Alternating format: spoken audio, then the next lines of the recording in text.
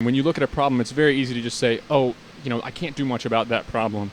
But if you really kind of dive in and go deeper on the problems, you can influence a lot more than you think you can influence. Yeah. Like later on in business, when we were building Storage Squad, we were having a ton of problems with our employees. We were running a service business. Our employees were struggling, and they kept not showing up for work, and it was very easy to do what most business owners do and just say, our employees are the reason. Like, it's their fault. Like, we can't find good employees and blame them and blame the circumstances and blame whatever.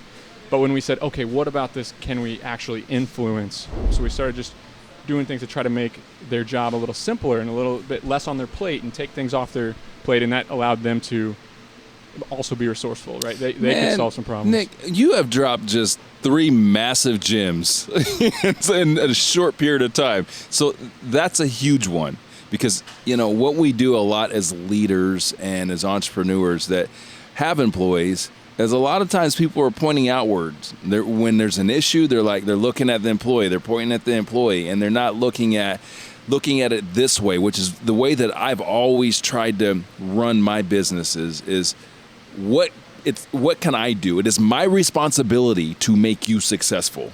So if you are a failure, I'm a failure. Take all the what blame. am give I all the not credit. doing Yep. to make you successful? Don't get me wrong, sometimes people are duds and it just doesn't work.